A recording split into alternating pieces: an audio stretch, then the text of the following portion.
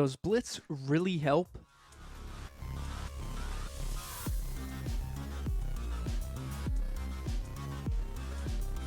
Welcome back, Summoners, Episode 2, asking the question, does this app help with League of Legends? Today, we are featuring Blitz, the app that started it all for me. It will always have a special place in my hard drive. Let's take a look and see what it has to offer. Before we do that, we are on the 1,000 subscriber push, so seductively click that subscribe button. Blitz is an interesting app. Its pregame is absolutely stacked with real-time pick or ban suggestions and builds. It is absolutely great for the pregame picks, as it will even give you champion damage comp breakdowns of your team. Whatever type of rune imports you want, you can get it. There are some reserved for the high rollers who pay for Blitz Pro Plus, whatever the hell it's called, but there are plenty of other pro choice rune options. Like I said before, a lot of you use the app for importing runes and items, and Blitz has you covered. If you want to find a good rune set, look no further. Also, if you're looking for builds, Blitz has you covered with standard build imports, as well as situational items you may want. There are several suggested options depending on what you may need.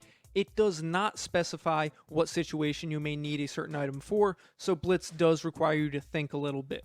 I know, right? Like, so annoying. Imagine having to think during a game like League of Legends. The scouting report is underwhelming, so I don't want to spend too much time on it. Just as a quick comparison, in episode 1, I mentioned Face Check's scouting report. That scouting report is like a Corvette trying to drag race a Toyota Prius. You were drag racing in a Prius.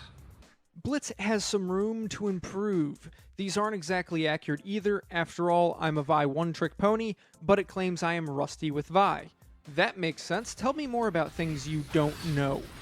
In-game, Blitz has a ton to offer you. These overlays are absolutely fantastic, and you can easily turn them on and off at the toggle of a switch, but look at all of these options. You can even see suggested pathing for junglers, which really only applies if you play jungle. If you don't pay, you only get one path, but hey, one path is better than none. Granted, I completely ignore it because I 5 camp starting with blue. There are suggested skill orders, trinket reminders, CS trackers, jungle timers, ultimate timers, etc. There are a lot of good things that can help you out along the way. These are also distractions, as they cannot make you choose the selected items or make you place a trinket. However, I think extra guidance could be helpful if you are new or absolutely clueless. Let's be honest, that's more than we would like to admit. On the other hand, these things could get very annoying if you know what you're doing. Luckily, you can turn them off.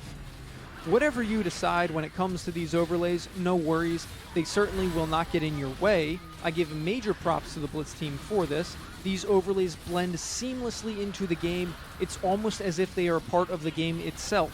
You would never really know it if it was not a part of the game until you don't have these overlays for you. So major props to the Blitz devs. As far as the post-game goes, there really isn't much here in terms of how to improve or help in the future. There are some things here that give some advice to recognize some achievements. Notice how I'm saying some a lot. Unless you see a pattern or read the same vision score abuse message every game, you're not going to be able to take an isolated game and realize you need to fix something. There is no persistence between games for what you might need to improve on. The same critique goes for Face Check, like I said last week. Individual games do not indicate what you do well or what you do poorly. Trends do. Any moron can get fed as Mordekaiser and walk at anyone, press R, yoink him to Brazil, free kill, yay. That doesn't mean you're a god-tier Mordekaiser player.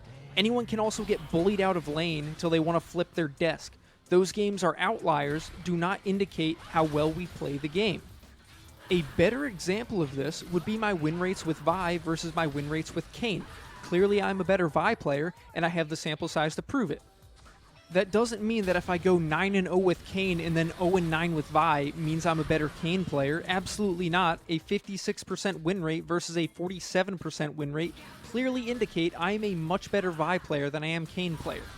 I realized this trend and started playing Vi more than I play every other champion in the game combined, for obvious reasons. 56% win rate.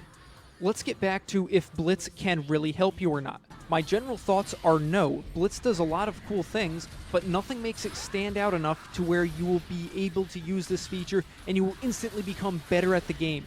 There are things to help you improve and reminders to help you focus more on the game and lessen all the tiny little facets of League of Legends. But all of these things are not going to make or break your game. Missing 1 camp and 4 CS, not going to kill you. Missing 10 camps and 40 CS, yeah, that'll kill you, but at that point, that is not Blitz's fault. Let me know what you think in the comments section below. If you enjoyed this video, you'll like the entire series, which you can check out right here. Be sure to subscribe so that you can keep up with this series, and leave a comment down below for the almighty algorithm. I'll see you on the next one.